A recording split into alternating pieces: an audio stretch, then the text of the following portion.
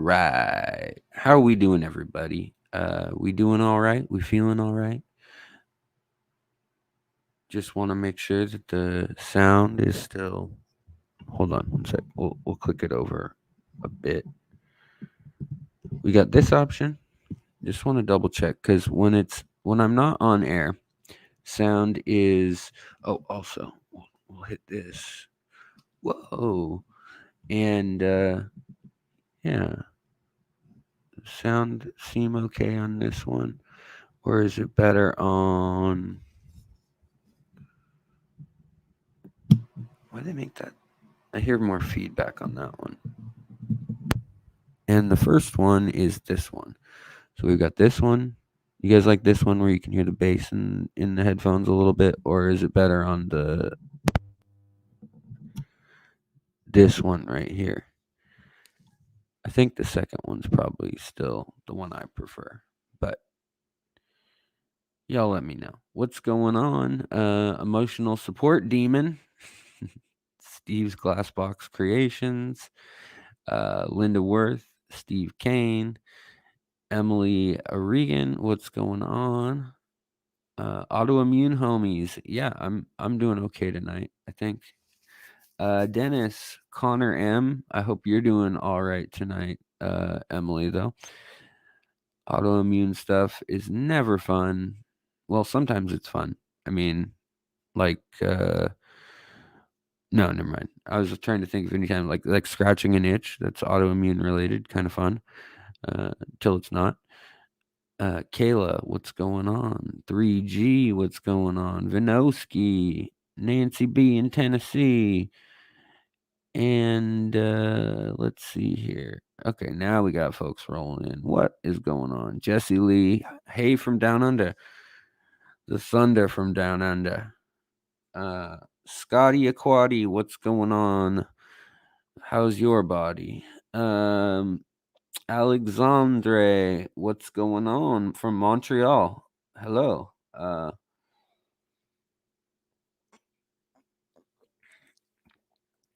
Merci. Clinton Ford, hello. And I first was literally watching your plants video for shrimps. Yep, well, I'm here. I exist both in real form and in digital form and in archived digital form. Brad, welcome. Azure, sup? Been watching your videos. Well, thank you. You know, I really appreciate all you guys watching my videos. Coro, you're late. No, you're not. We're just starting. Don't worry. We're all good. We're all good. Just chill. I'm the one who'd be late, but I didn't promise to be early or anything, so I suppose that makes me on time. Jesse Lee, Brian Day, Valerie E, Michelle Crisco, Matthew Wiseman over in Nova Scotia. Right on. Scott from New Zealand. Right on. Although Kelsey Black, what is I'm confused. Scott from New Zealand, Kelsey Black. Did you steal Kelsey Black's account? Is Kelsey Black okay? Is that a color of black?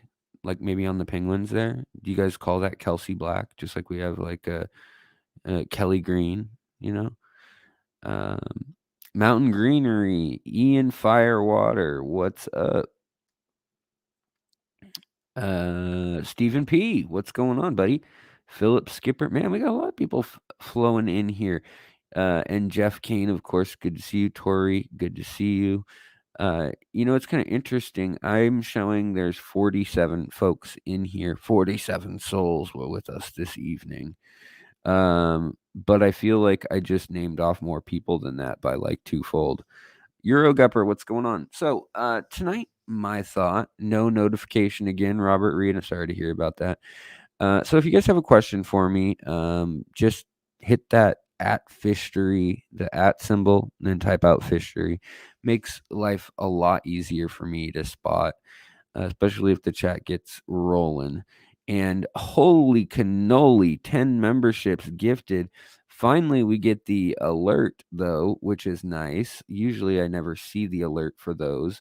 And Koro, thank you so much, my friend, my man, my soul animal. That is very, very nice of you. Wow. Yeah, wow. So 10 people are gonna be lucky lads or ladies. Do we have Melanitania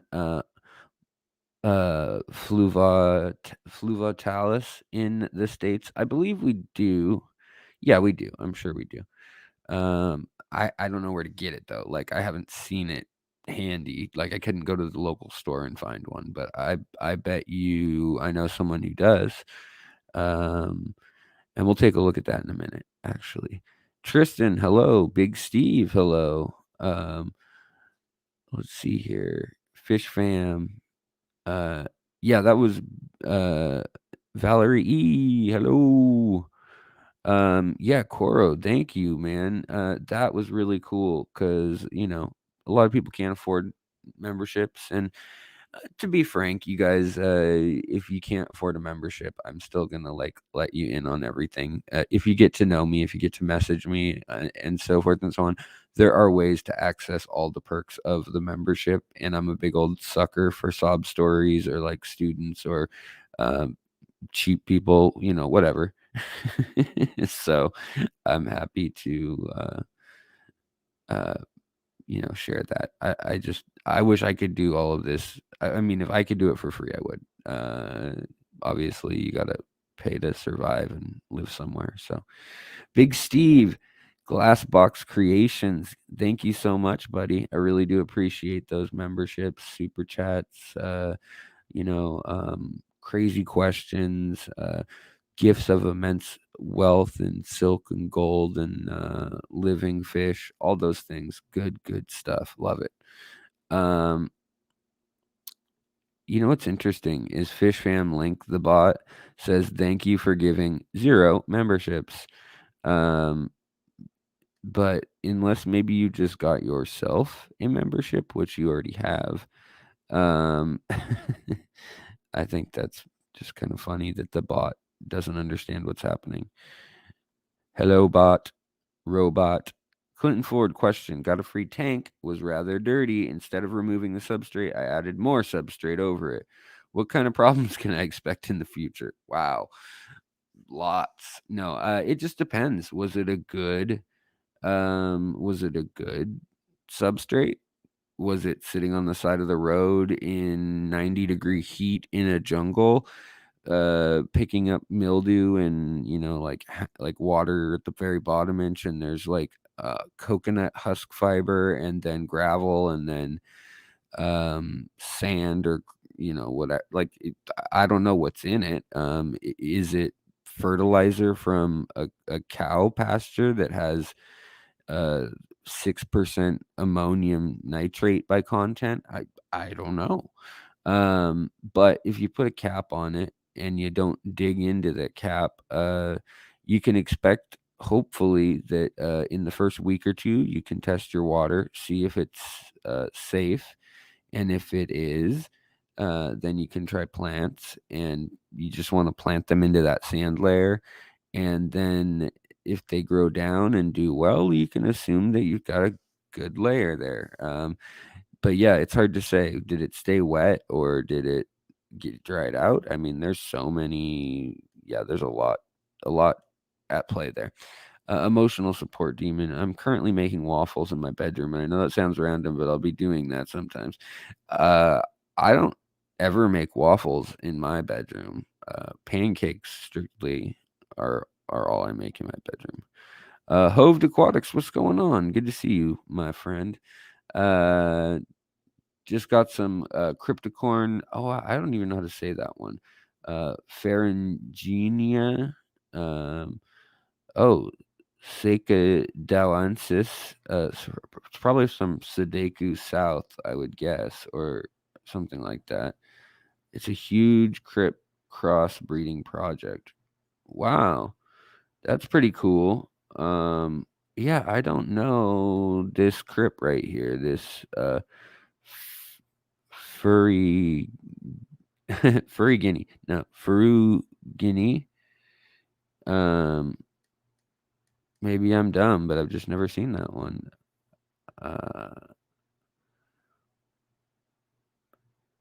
Oh, you left a bottle of Coke in the freezer. Nice. That'll be either broken or delicious or a slushy. Oh, wow. We got lots of activity this evening. Nancy B, thank you, gifted another membership.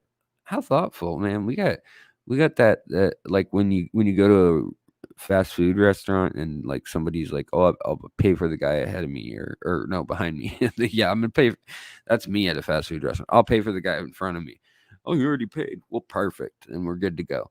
No, when someone does the pay it forward thing and like you just pay for the person in front of you and assume that everybody then feels bad and they're going to only order a coffee or something.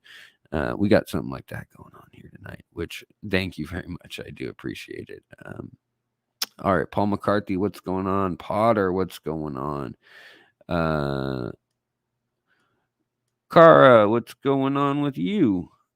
What did you miss? Just me saying hello. We haven't really got into fish yet too much. Answered a couple few questions. Silver Creek, what's going on? Sir Alexander. Wow, your names, man. Sir Alexander Quetzalcoatl Puma Punku Williamson. I'll take it. You know, anything's better than hey you or hey dummy.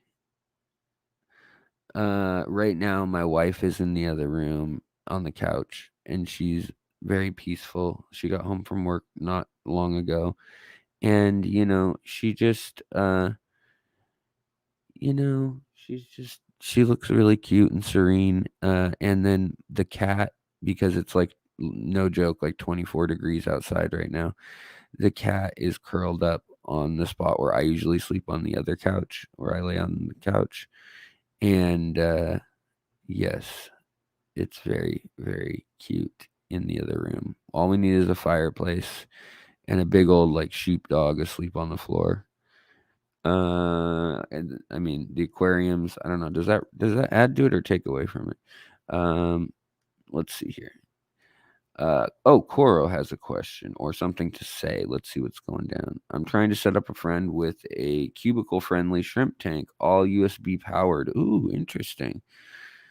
I have samurai soil and mosses to help. Any suggestions? I think the 2.5 gallon rimless aqua. Yeah, I mean those are. I think you can get them on sale right now, if I'm not mistaken. Isn't there a tank sale right now? You could probably get that pretty inexpensively. Yeah. Oh, Fishram is going. Oh, there are 46 participants, 62 viewers, 23 likes. You guys are slacking on the likes, I'm gonna have to say. But yeah. I would say slow growing plants. I mean, that's a tank that you could do some nice boosts or some of the like Nana Petite, Anubias. You could do even you might even, depending on the light you've got on it. Well, it's gonna be USB powered, huh? I mean, yeah, you've got a lot of things you could do there. I would stay away from anything big plant wise, but I think you could get some kind of interesting little plants. Also, depending on what your tap water's like there, maybe crushed coral added to the substrate. I usually, for like a 2.5 gallon, I'd probably do maybe half a cup, something like that. Just kind of sprinkle it on the top of the substrate, or put it in a pile in the back corner if it doesn't go with the motif of your substrate.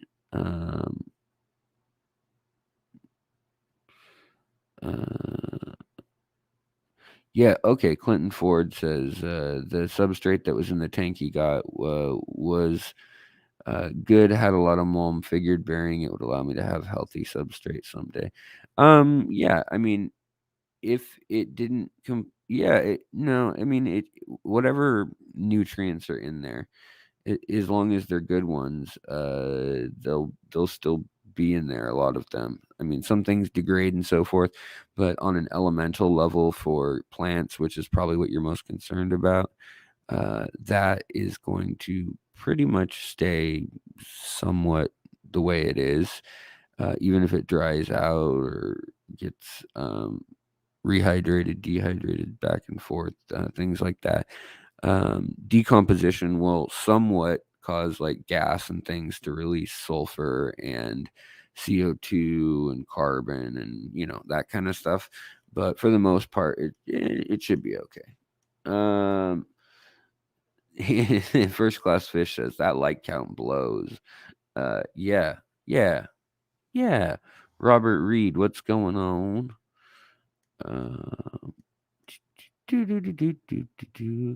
I just did a water change on my 75. I thought I broke my heater. I literally almost cried. Glad you didn't, Philip. Yeah, heaters. You know what? Heaters appear to be really fragile, and I have never actually broken a heater. I've had several explode on me, like in the tanks, on their own accord, but I've never busted one, and I'm pretty clumsy. Yeah. Outside in aquatics, what's going on? Osio Llewellyn, good to see you. Uh, you know, love seeing regulars around these parts, around this watering hole.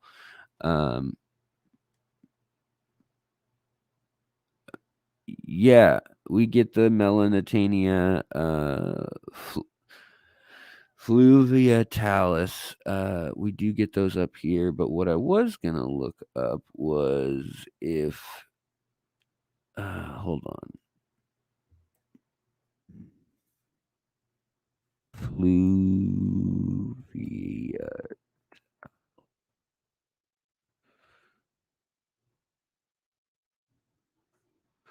I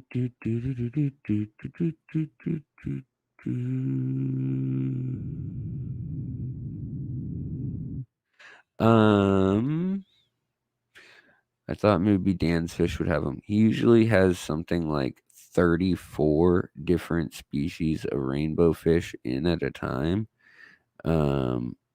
It's it's bonkers what Dan has been bringing in. Plus, I guess he got a huge order today specifically.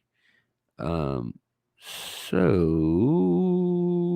in the interest of me being interested, wow, we got a very active chat tonight. And welcome all that are entering. Boots and Captain, Boots and Captain.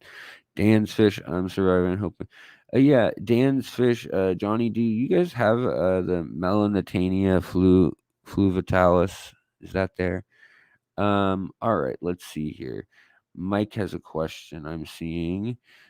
Have you ever personally witnessed silver tip tetras being led around the tank, putting fingers on the glass? Corey put another video saying it, but he never showed. Yeah, I've got a video of me doing that with them actually at Aquarium Co-op.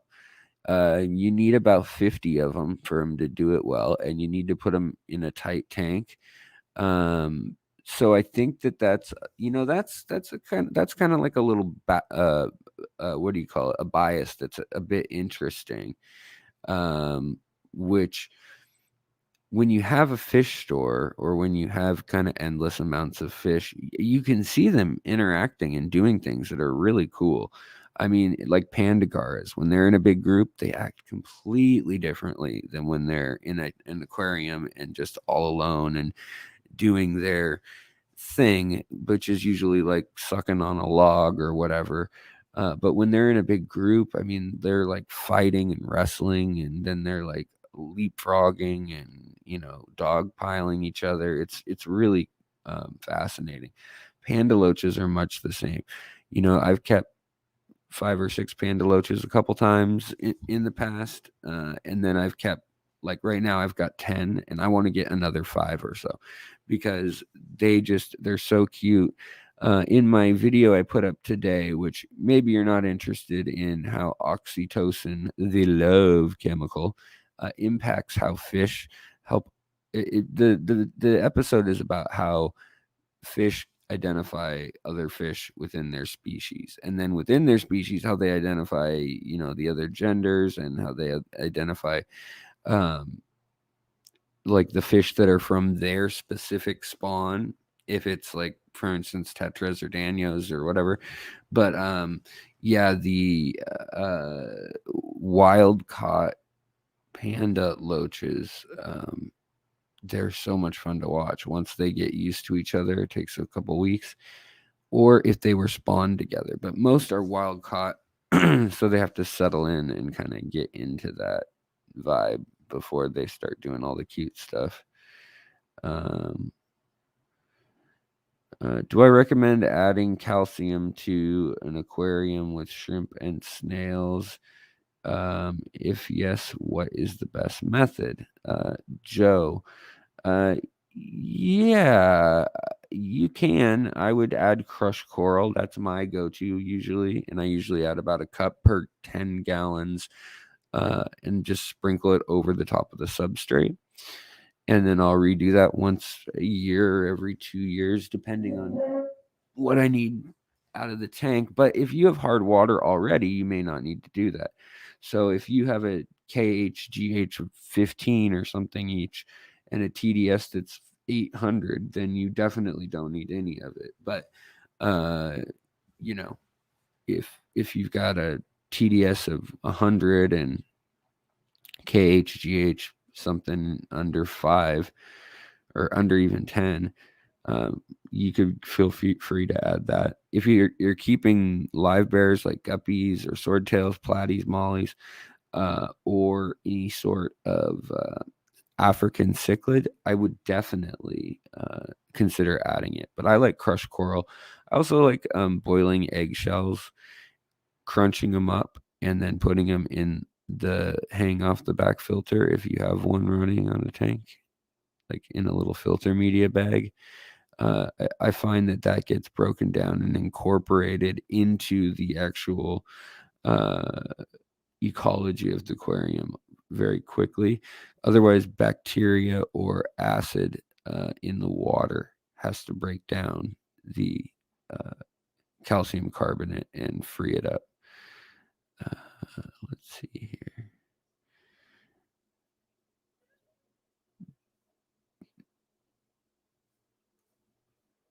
I'm going to have to keep up with y'all. Is it okay to use Windex on your fish tank? I would definitely not if you can avoid it.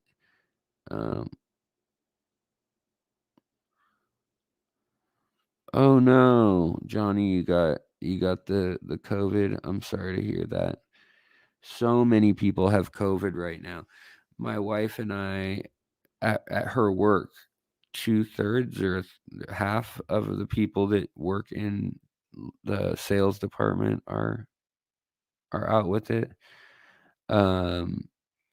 It's just, yeah, it's everywhere. Also, every like gathering we've gone to, every family gathering or anything, we get home and like inevitably there's a call that like, oh, Bobby had, tested positive when he got home. I'm like, oh, that's great. He went to a party and then like went home and then tested positive to tell us all. Yeah, kind of odd. Uh, you know, we oh, you haven't brought a lot of rainbows in over at Dan's Fish. They're not in style. Hey, I would beg to differ, right? Okay. Let's take a look over here and see what you got going on over at uh so I already had hybrid fish keyed up, but let's take a look at what is going on in your rainbow. Yeah, you got 26 rainbow fish over there at Dan's Fish, which is still pretty impressive. These Chilotherania fasciatas, I like these. I think they're cool. They have like a subtle, it looks like it's lit up like Blade Runner style, or like um what would you I'm trying to think of the name of that movie. Star Trek, all the Star Trek, the original movies like Wrath of Khan and stuff like that, in the TV show. It's kind of like lights up on these little scales, and they're kind of like all perfectly the same size little circles. George RB3, what's going on? Good to see you. Melissa Skinner, great to see you. Fish Tropic Canada, 186 Element, also good to see y'all. Yvonne, what's going on? Our Aquatic Universe. Ani Blair, hello. Best resources for putting together. I would assume there's some good websites, but I really don't know them off the top of my head. Maybe someone in the chat can help. Ani Blair, with what is a good spot to get information on plants and species and stuff of that. Mike, what's going on? Gardaki's Playground, what's going on? Good to see you.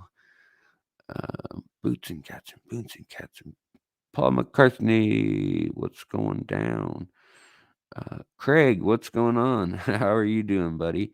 And then Michael Rutakauskas. Wait, Rutkauskas. Kausgas. I'm going to say that wrong. I'm so sorry. Michael Root or Rutkauskas. Is it Kauskas? Or is it Kauskas?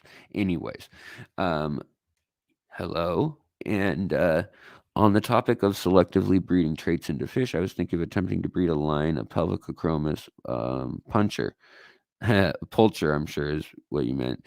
But now I'm thinking of a crib with like a giant hand that punches people. But I feel weird about the ethics of inbreeding. Don't. Not with them. I mean, they'll withstand a lot of inbreeding. There's been a lot done with them, with the Pelvicochromis. Now, what I would do is I would find a collection point like the Lacunja crib or the Bapindi or Nigerian red belly.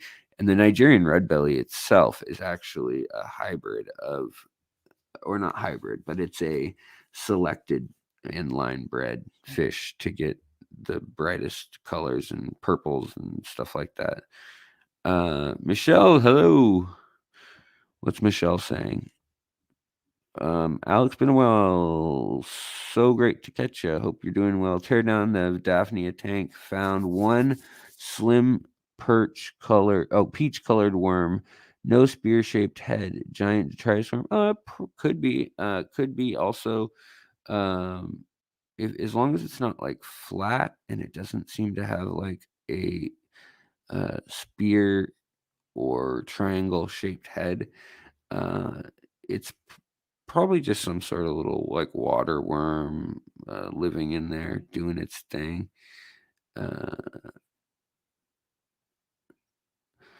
Thank you kindly, Ivan or Yvonne, buddy. I appreciate it. Tita, what's going on? Hello.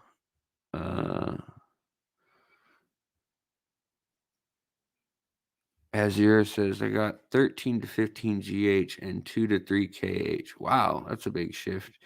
You're probably okay with crushed coral. You could do the eggs thing. You could do that. Or, if it's in the food you're feeding, that's probably all you need. Let's see here. We'll switch back real quick. Mike says, Fishery, with all your tanks, how often do you do a death walk? What process is it like with such jungle tanks? Is it more of a smell than yeah. It is frequent that I have fish that pass away because, depending on the time of year and what's going on in life, I'll have anywhere from 20 to 35 tanks going. And right now, I'm closer to that 20 mark and hopefully setting up some new tanks. I just got a call that the sand that I ordered, like 150 pounds of it, is in now. So I'm going to do a build on how to do a lasagna substrate. using aqua soil and like just my favorite way to make a tank kind of thing. But then we're also going to do a, what do you call it? I guess a biotope or a biotype of, I want to do earth eaters really badly. A small earth eater. But yeah, every day I deal with all my tanks because I turn the light on and obviously I feed the fish if need be, which every fish tank gets fed at least once a week unless I'm doing some experiment. But most get fed every other night or every night. All the tanks with little baby fish are going to get it nightly. Anything with a lot of nano fish, if it's not a completely jungled out tank, I'm going to feed that pretty heavily. And a lot of times what I'll do is I'll just take a few pinches of Aquarium Co-op's fry food, which is just like fish meal, salmon meal and stuff. And it does leave a big oily residue on the surface if you use it too often. But I'll take a pinch of that and put it in, even with like big fish, they'll go for those tiny powdery pieces because they taste so good. Apparently dried up fish head and organ and lips and butt taste delicious. So yeah.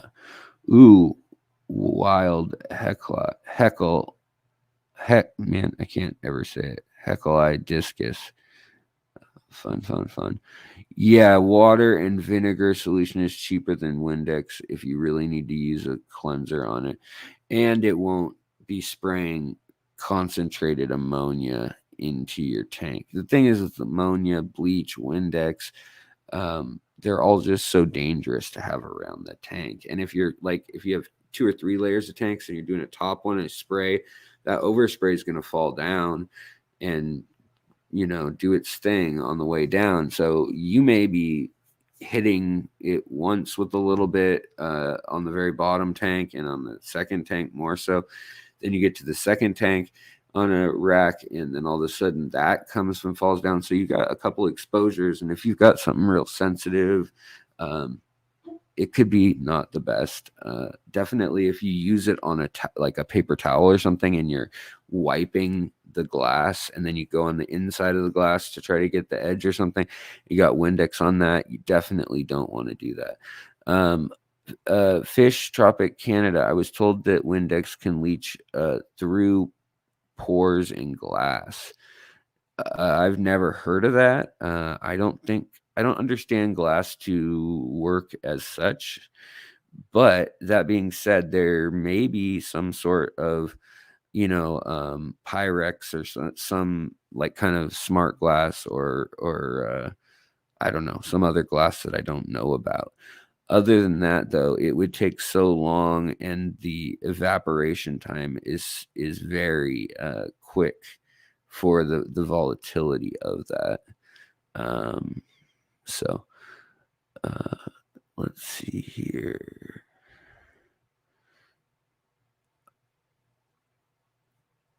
Am I ever going to catch up with this chat tonight, you guys? It's fine if I don't, but Linkmaster Supreme forever. What's going on? Good to see you. You're trying to code Alex directly from my link in the chat description. I want to give you credit, but only 5% is coming off. Any idea why? I think if I remember correctly, so it's changed a couple times now, and I mentioned this on was that yesterday? No, Wednesday. I don't know if it's with Steenfot, me, and Aquarium Co-op, I believe now are the affiliates. But the thing is, it's changed a couple times, like where your first purchase was 10%, and then your following ones were like, I don't know, 5% or something. And now I think it might be a standard rate or something. But usually it's once you've used it once with your account that you're using. So any email you registered, you'll get the 10%, and then the second order, third order, fourth order, fifth order, 5%, I believe. But like I said, I know that they've made a deal with with Aquarium Co-op, and that's a big sort of affiliate thing, and that could be shaking things up. And I don't know any of the repercussions of that yet, if there are any. But I think it I don't know, or if they have just a unique situation or the same one or whatever. But if they have the same one, it's all factored in like that. I know that there was kind of a shakeup when it was not. It was Bob Steenfott and I, and then like we had to kind of play with it a little bit. So maybe it's the same thing, but I apologize for that. That's the case. What's up, Fish Fam? Hope everyone is doing well. ABC Aquatic Biotope Creations. What's going on? You ever done a winter biotope creation? ABC? Just curious. Hikari micro pellets. Okay. Yeah, Dave. I love Hikari micro pellets. They're real fun.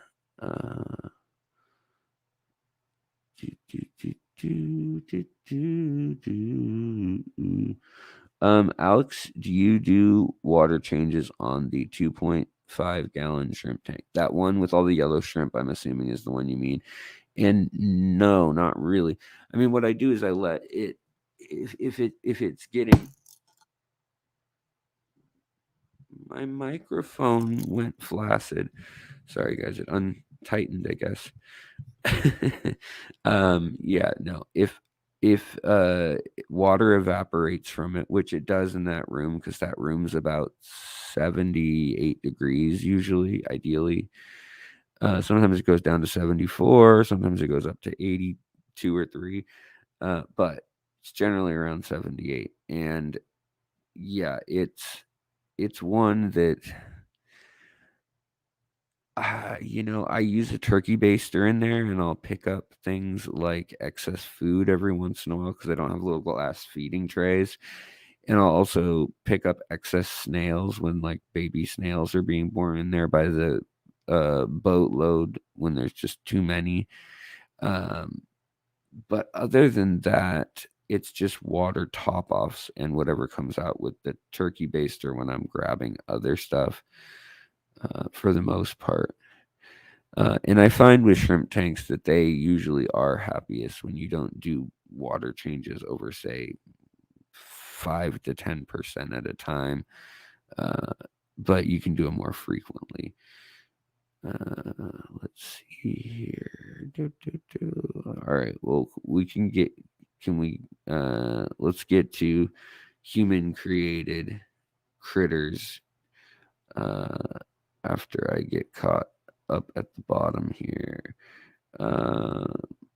ABC Aquatics has been a member for 17 months, and I feel like it's longer than that, like you renewed or something. So thank you. Thank you very much. Thank you. Thank you very much.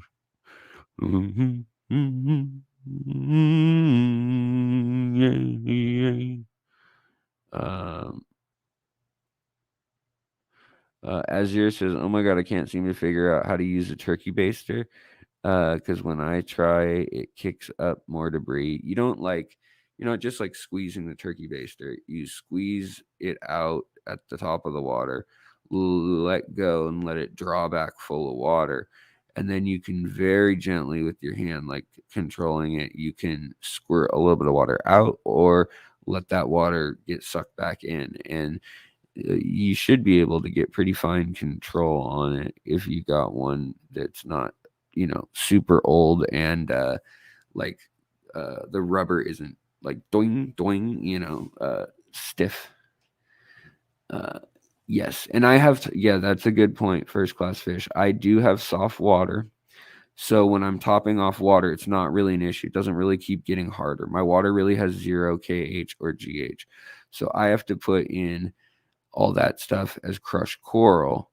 But there are many parts of the country where if you did what I did, you'd end up with like 1,000 TDS or 2,000 TDS within a few months.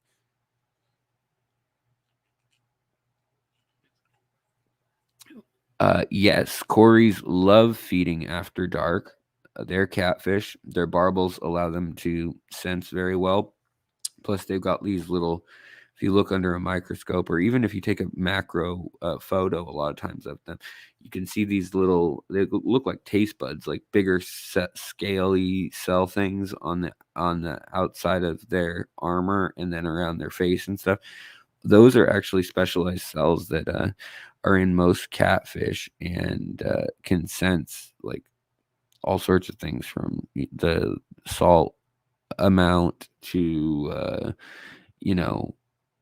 if there's a little bloodworm underneath the substrate, if it's slime coat is releasing into the enclosure. I mean, they can smell very well.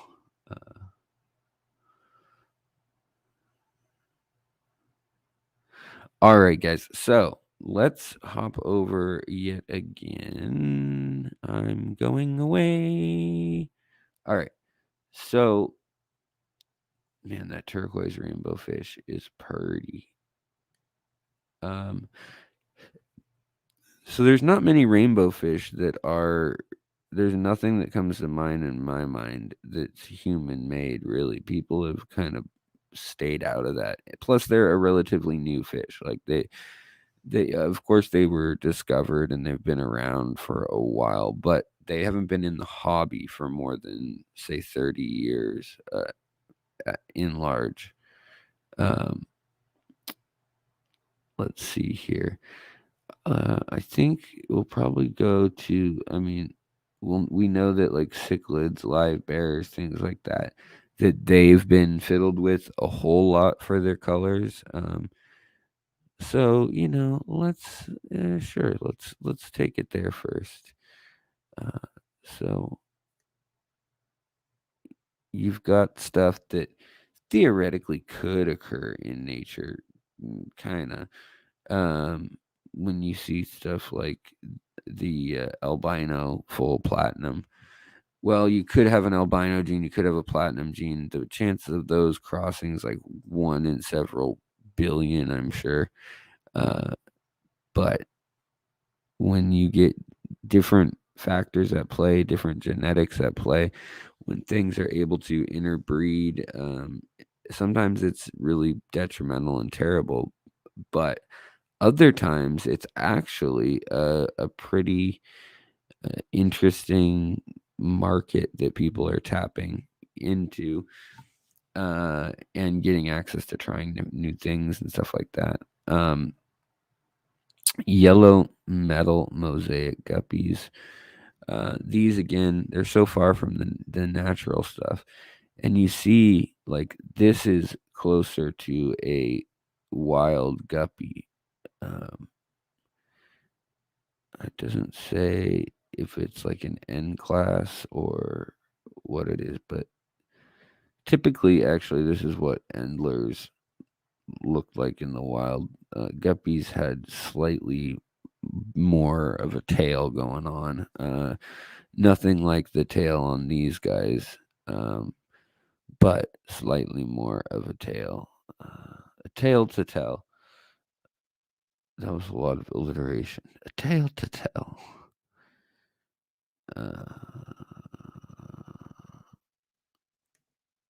Right. So, yeah, that's the fish that get the most mutations and the most inbreeding, line breeding are gonna be the most, whatever the most popular fish to breed would be, which you can still get good money, but it grows fairly quick and has a lot of different fry each time it spawns. That's gonna determine what's popular to a major degree, and then they don't feel the need to outsource beyond the immediate area.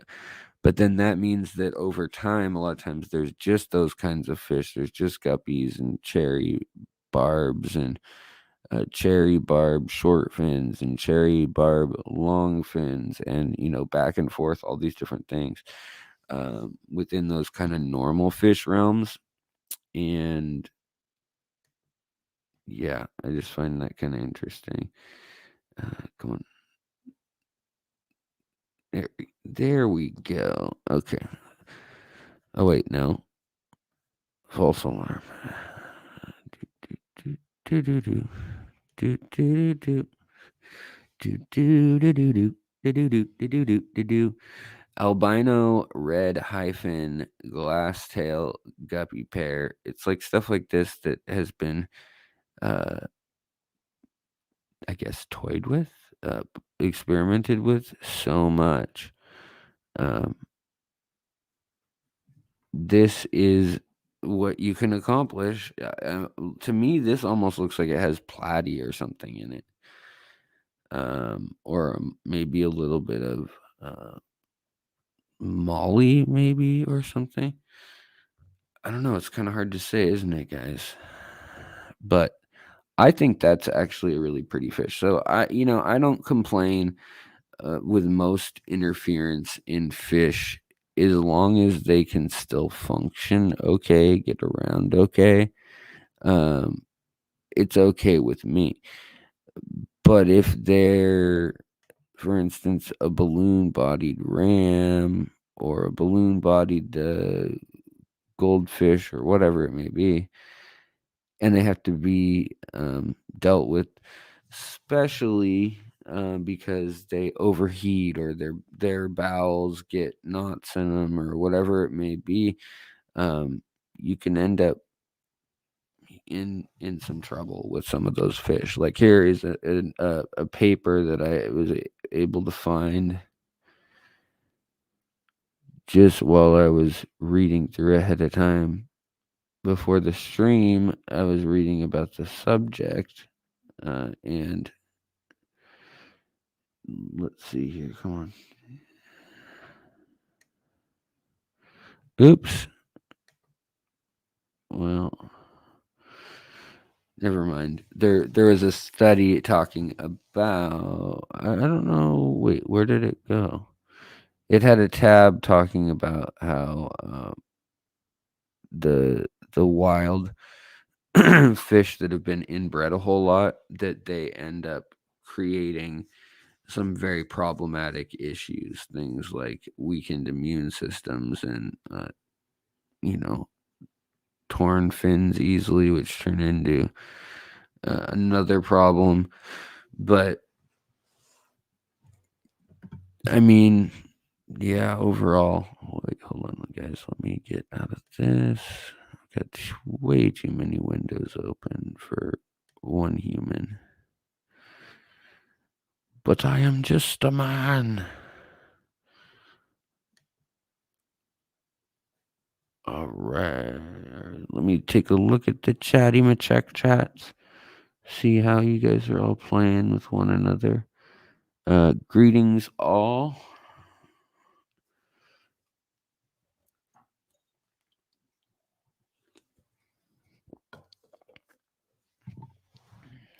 How much stratum would I need for a 75-gallon aquarium?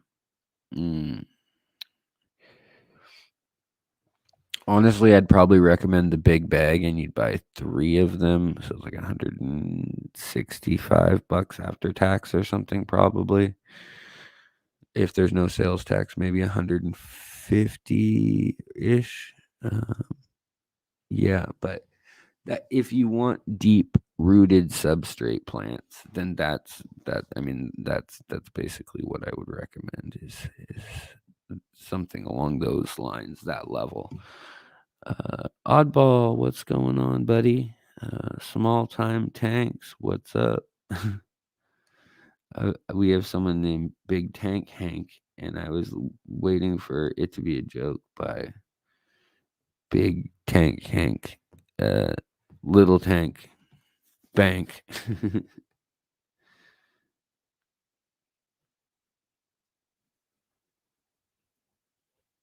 Sorry, guys, I'm having a hard time reading the chat right now. Like, all of a sudden, my eyes are having a hard time focusing past the. Maybe I'll turn this down a little bit. Turn it off a little bit. Oh yeah. Okay. Sorry, guys. My eyes are all foggy now from that bright light. Turn on the bright. Johnny Best, I appreciate you saying for everybody to hit that like button, showing me some love. But I think I want to do a video on the crazy fish that humans have created, specifically hybrid fish that are like 2 species or 3 species, convict cichlid and a parrot cichlid, stuff like that.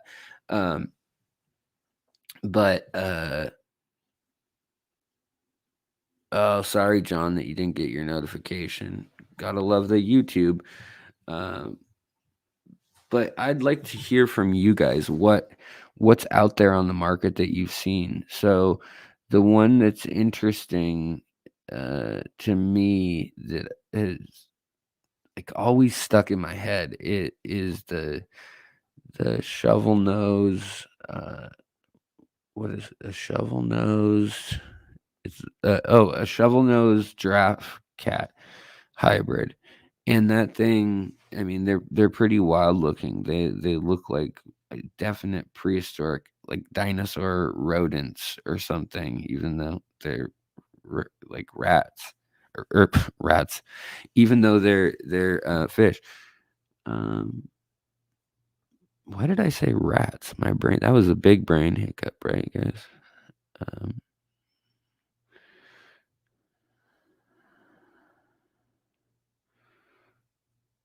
Include the red Texas, like the Florida, what do they call it? Texas firemouth. Is that what they call it? Those, or is that something different? I think you can cross a pistos, but I'm not sure which ones. I'm sure it's some of them, but I don't know for sure which. Mama Duck says, "You look like you're falling asleep, poor guy. You need some chocolate tea or something." The main thing is when I sit after I have been active and standing all day, when I sit and I have to take all my medications around dinner time or slightly before or after, and I get a wave of very tired. Like I was saying, I had this light on too, and it like it blinds me by the light. I was blinded by science.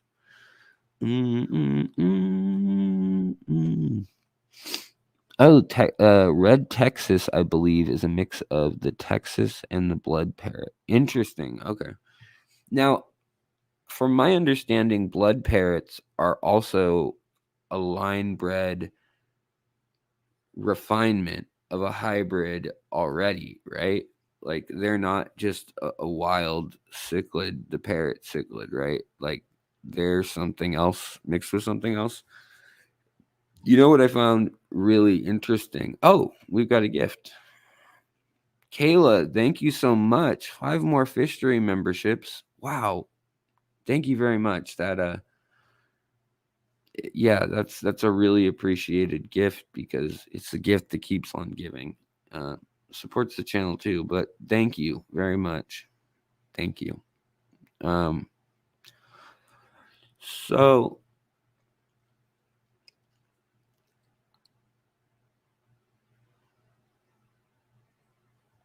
Sue Harkey, hello. I love the little innuendos about fish you share between behaviors. Yeah. And you can get you can't get that in most regular links or text. That's true. That's what you pay me the big bucks for. Hey guys, I have a surprise for you before we round it off here. But I wanted to tell you one story. Sorry guys, I just needed to eat something. My mouth was like dry.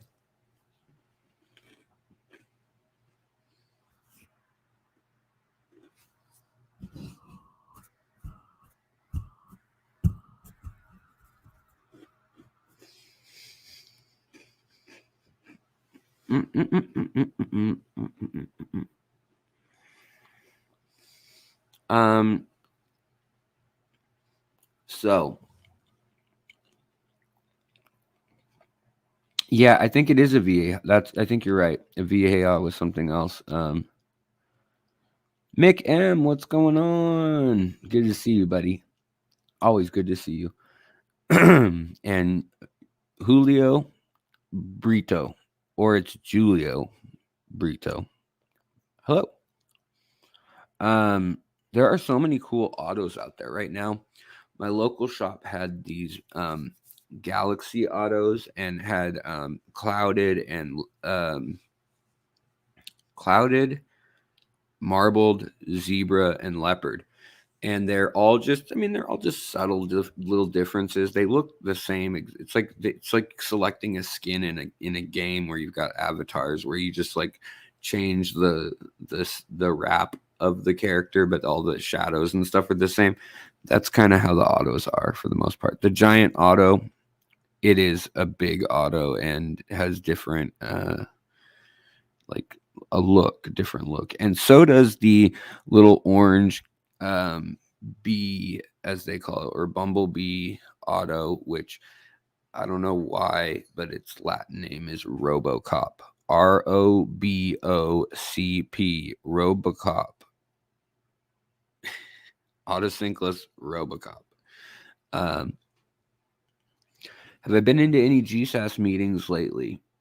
Not in 2 months, but yeah, we've got a meeting tomorrow, and I'm supposed to pick up the speaker in the morning for that and take him there after we grab Ivor's lunch or what. Yeah, I think it's an Ivor's lunch at first it was going to be a breakfast or something, but now I think we're aiming to have lunch at Ivor's Salmon House. So I'm supposed to go pick him up, I think at like 9:45, take him to go get food and or show him my aquariums and or another local shop. Then we'll go and we'll meet at Ivor's, and then after Ivor's we'll be going over to, oh yeah, they said we need to be there by 11:30. So yeah, so I think the meeting will be headed over after that, but it should be interesting. It always makes it tricky though to have the plants with you, to have like all these trimmings with you and stuff, and keep them in good shape, especially if it's going to be freezing tomorrow. We'll see.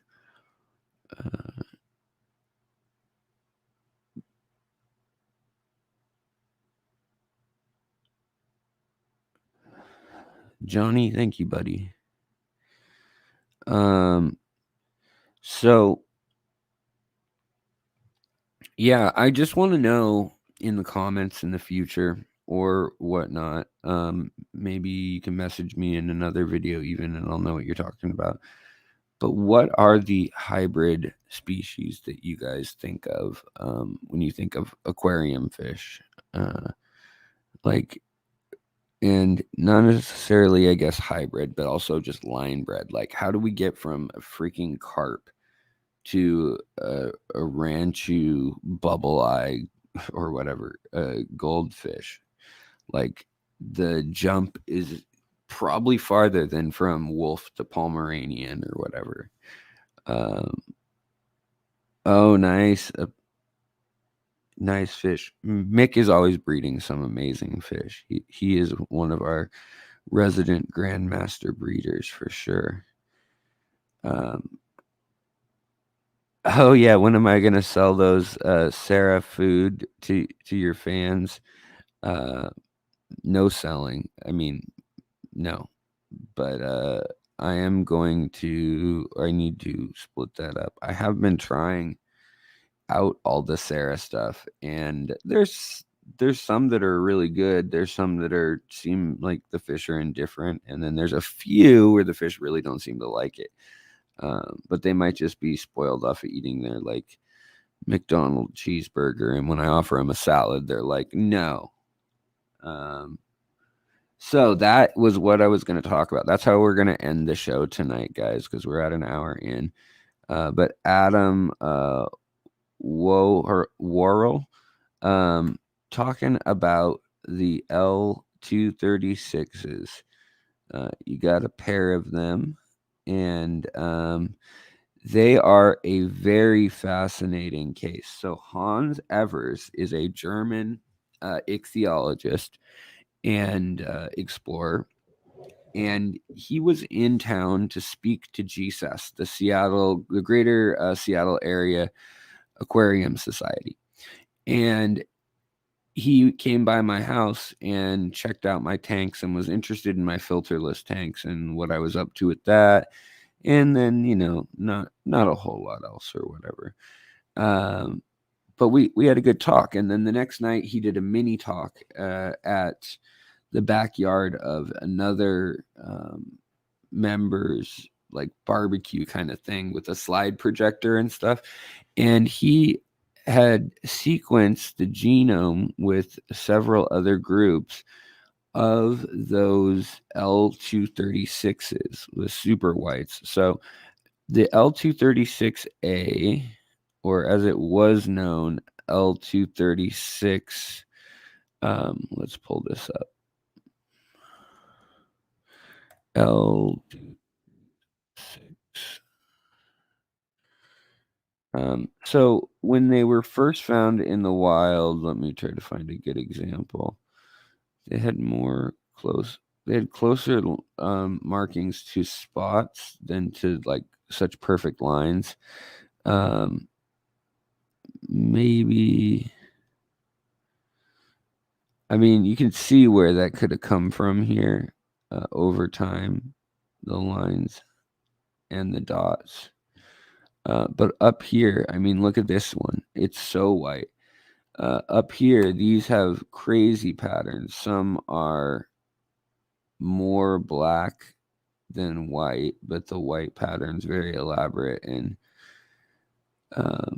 the other one is kind of in between. So you can end up with a lot of different kinds. But this one here, the little super white one, these guys are a fascinating story. So Hans Evers was over, and he is the one who wrote the description on them for the taxonomy in ichthyology, biology, and marine biology scholarly journal articles and so forth. And it turns out that the early ones that looked more like these Hypancistris wild varieties, and like something like this might have been what was first caught. So the native Amazonian people lived in an area and said that these fish, if you want plecos, you can get this fish, that fish, and the other. And so it was like maybe 20 or 30 different plecos that they could get within 20 miles upriver or 20 miles downriver. And so the fishermen in the 1950s and 60s started collecting those plecos and starting getting really good money for them. As you can imagine, some of them are really pretty. And so what happened was they decided, let's go take all the fish that we sell in the hobby and that are found on this river, even if it's a completely different tributary that's like up the river 30 miles, then at a fork in the river, then down the river, and then up a creek or whatever. They decided that they wanted to save themselves the trip over there, so they brought caves of plecos, I guess, probably, and allowed them to spawn and do their thing in a essentially predator-free area of the river, and the species that it's a mix of, I am trying to remember off the top of my head, and I can't right now. But what happened is they brought in all these different fish in the 60s, and they were like, all right, now we don't have to go 45 miles, spend all the gas, spend multiple days and hiking and things to go out and to get these fish. Well, they put those fish in the water, and then the fish that live there And it turns out that on the Xingu River, there's a deep channel in the center of the river after the dam. It's not due to the dam, it's just due to the topography of the river. And there's also another canal or deep channel up above on the upper falls. And this is an area that it looks like a lot of the plecos found refuge, maybe under wood and stuff too. And the plecos from hundreds of miles away mated with the plecos that were there natively. And the the people who were collecting the fish, the Amazonians, Brazilians, they just decided, oh well, if they get mixed, like, we'll just call it something new. We'll call it the super white or the zebra or snowball or something. And over time, once they got to America, I want to say, the promise that was there, and this genetically all is backed up as well in when analyzing the genetics, but you can see, like, some of them are so tightly, the pattern's so intricate and tight that with these swirls and things that, I don't know, it still feels like like a natural fish or whatever. But over time, you get like the L 236A, like these guys, and the 236Bs, which are just the dark reversal. So there's more dark than light, I believe. And the difference between line breeding these ones in the US and trying to select for the ones that had the most dots or most dead end horseshoe endings to the maze on their body. So, like, see the little horseshoe there, and then it goes out and around here. Like, they're looking for kind of like closed loops and cross streets and all that kind of thing in the patterning, and they selected for it over time in the US since the late 90s, early 2000s, and now we've got the super white kind. And some people were saying, like, oh, they caught the L236s in the Tapahoe River or the Xingu River, and the only physical proof we have or could get of what exactly was going on with all the different species that were brought there would be if we had a time machine. So unfortunately, we don't know exactly what mix of wild ones caused that, but they are a really, really beautiful fish, and I see why they cost a lot of money. They're like a wild hybrid / human-made hybrid / almost wild hybrid look again.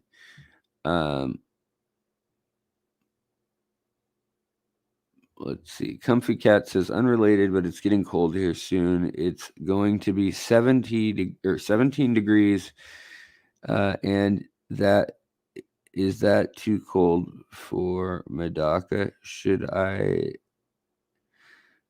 have been wait? I think I should wait. Why can't I read that? Sorry, guys. I got this light still bugging my vision. I'm thinking about keeping some outside. I'd probably add a pond or de-icer. Yeah, if you have a de-icer and you have oxygen to the surface of the pond, then it's okay. They'll survive out in the cold. And the water being liquid essentially insulates the fish. So even if it's negative 50 outside, as long as you got like enough of a pond where there can be like 6 inches or so of ice cap on it, if not like a foot, anything that lives under that will try to do so and usually be okay, unless it gets suffocated from a lack of oxygen, which unfortunately seems to be what happened. in a couple of my ponds one year. Well, guys, I am really fading fast right now as far as my stamina and everything goes, but I really do appreciate you joining me and you guys coming out and being so kind and so supportive of the channel. From here out, I'm going to try to make appearances for live streams when I'm up to it, because editing videos has taken me quite a while lately, and I've just been kind of run down for an extended period of time and kind of need to catch up on things. But I really do want to thank you for watching the videos that have come out recently, the videos that are old videos, new videos, and yeah, just thank you guys. And thank you so much for all the super chat support in the free membership giveaways. You guys are so thoughtful and kind. Yeah, that's about it. I hope that everybody watching is doing well, having a great night, and go forth, do whatever it is you want to do to relax and have an enjoyable evening. Maybe it's watching your fish tanks. I do like Fritz window/glass cleaner. It's very nice, and it has like little micro beads of silica or something in it. Or actually, it might be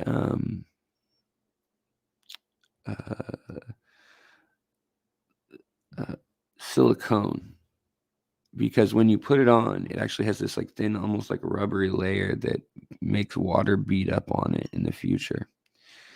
So yeah. All right, you guys, Mama Duck, have a good night. Everybody in here, and your mama, and your friends, and your fishes, and your cat, and your dog, have a wonderful evening. I'll talk to you guys again soon. And hopefully I'll have a little more spry energy next round of things. But thanks, guys. Have a good one.